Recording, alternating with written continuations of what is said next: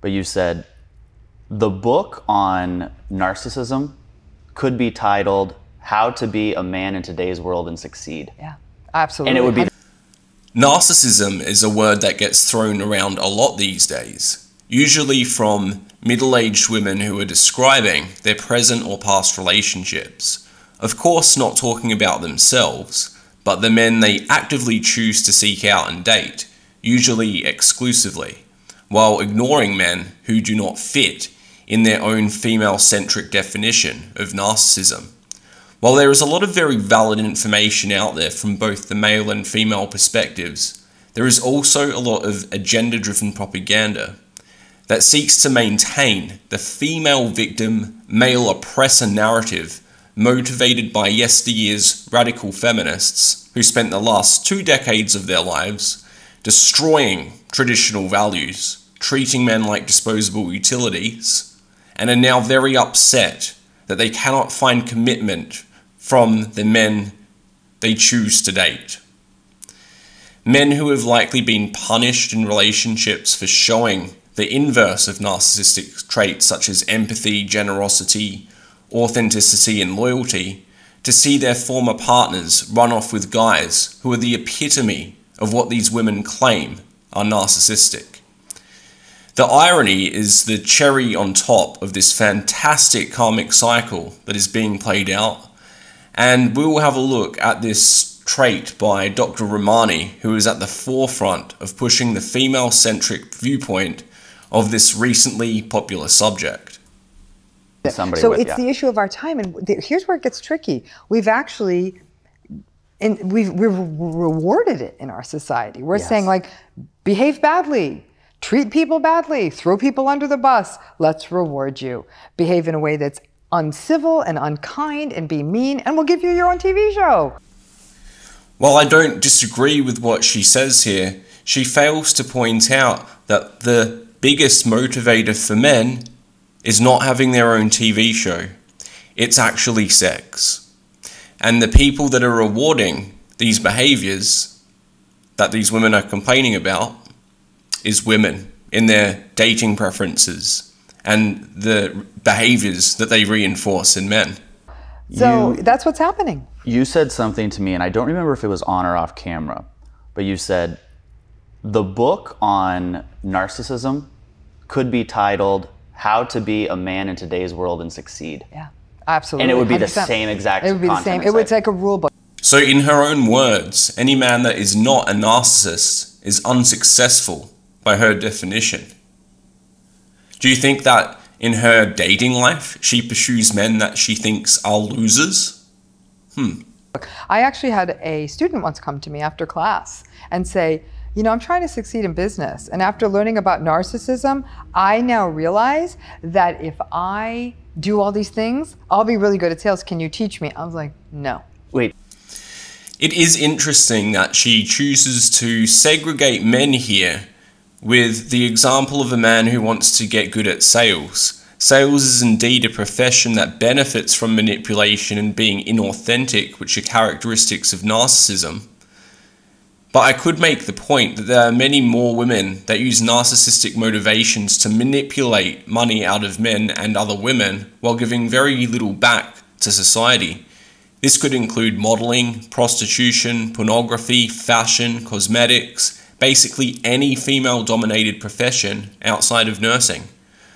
While the men generally go into fields of work where they are producing things of value and requires hard work, skill, and gets very little social recognition. Furthermore, if we were to separate the traits of men and women overall, who would have the most narcissistic traits? How are these traits expressed differently in men and women? Vanity is one of the most well-known narcissistic traits.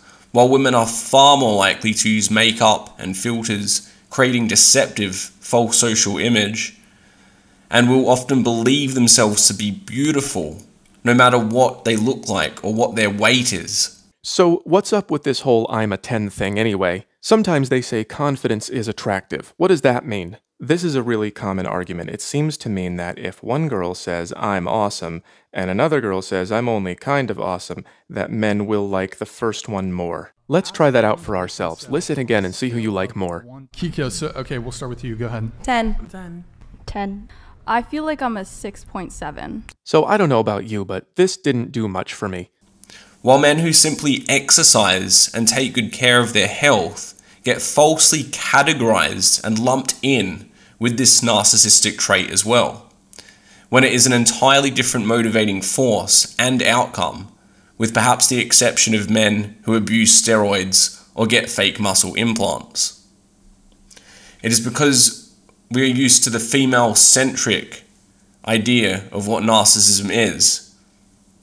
Teach him how to be a narcissist? Yeah, no. Okay, but just for fun, can you teach someone how to be a narcissist? Not really. I'll be frank with you. I'd be doing a lot better financially if I was a bit more narcissistic. In fact, and they'll make so much money. Oh, they do. Yeah. The research is actually quite clear. A trait called agreeableness, which is actually quite opposite to narcissism. People who are agreeable are friendly, warm, open, gregarious, helpful to other people. They make significantly less income. Again, this is the female-centric idea of what narcissism is. Some of the most cruel and ruthless people in the world never swear, always have a smile, and are very polite and friendly on the surface.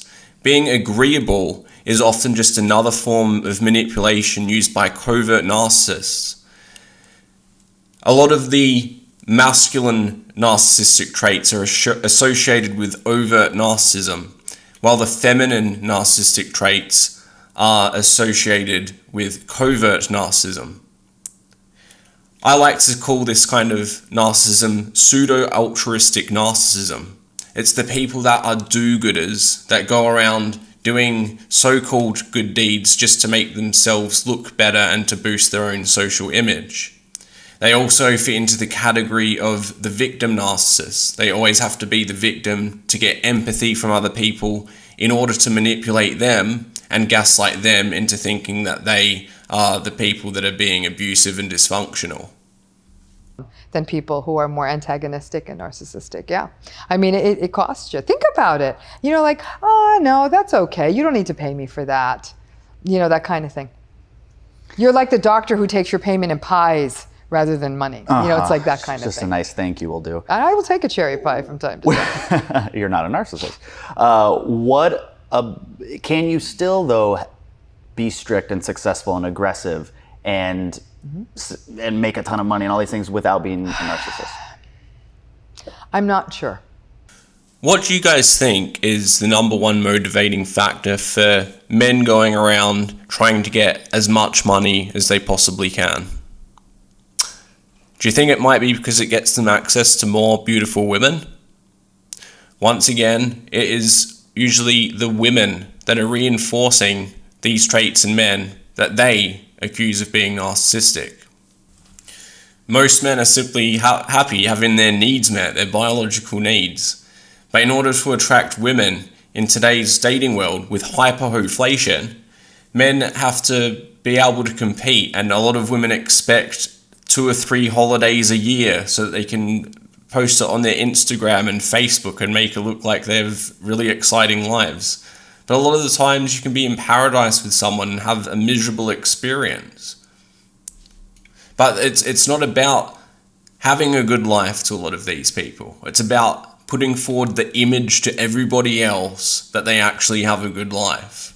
Even that answer is a really strong answer. You're not sure. I'm not sure. I haven't seen much evidence of it. I've seen some people really, really make it, but even they'll acknowledge, I had to play a little bit of hardball. I had to put my needs way ahead of someone else and not stop to think how this may hurt them. I mean, there was definitely a relative empathy deficit compared to a far more agreeable person. I just don't say business by and large is a zero-sum game. Yes. And I think when you're working in a corporate structure and you're having to answer to folks like shareholders and they don't care about sort of the rank and file employee, that's when the game changed. I still think when you had company towns and the guy who ran the factory still knew of the lives of the others, there was a bit more empathy. That's kind of gone. You throw in other societal trends like social media where it's all about, you know, who can sort of social comparison, who can look better, that kind of thing. It becomes more superficial. I think all of that is colluding, that we don't value empathy anymore. We really, in fact, especially in boys and men. That's interesting. Every year, women kill 73 million of their own babies. That is not empathy. Women initiate 80% of divorces. That is not empathy. When women earn more than men, they don't find men that are going through hardships and provide for them. They scoff at them and call them losers and just want guys that have even more money. The audacity of this woman to gender segregate with that kind of bias when she knows the differences between covert and overt narcissism.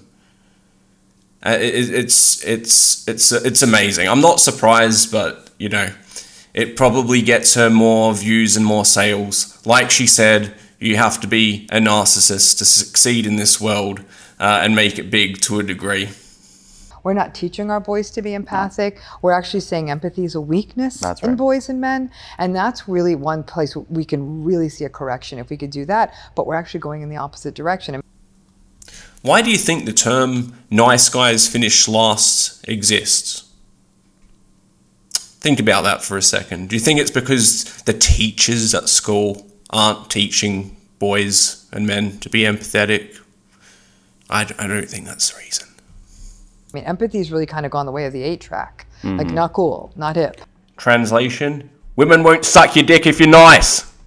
You said 1 to 3% of the population has been diagnosed with narcissistic Yeah, that's what the personality research disorder? studies show. And you know what? I think we get caught up in, like, people say it's my boyfriend, it's my husband, it's my wife.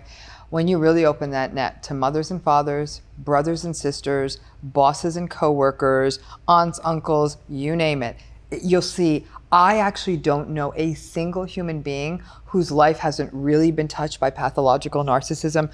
What's interesting is that for some people it comes late in life. So they had great parents, nice husband, good friends, but then their sister marries a narcissist. And that's actually worse, like when your first encounter of it is when you're a full-blown adult, because then you really don't know what to do. It's like trying to learn to speak French when you're 50. It's not that complicated. You don't have to be a doctor to understand this. It's just basically people more concerned about how they look on social media rather than living their own lives. And it's also a result of non-violent society. A lot of people these days, if we were in a society where there weren't all these rules and you didn't get in trouble and put into jail so easily, a lot of these people that are full-blown narcissists would, their behavior would be conditioned out of them. We'll put it like that. And when you have one group of people where it's seen as like a hate crime to do anything violent towards them, you're going to have a lot more narcissists in that group of people. And also, as we've seen this by this video, a lot less accountability, blame shifting, and gaslighting. Anyways, hope you enjoyed this video. Catch you in the next one.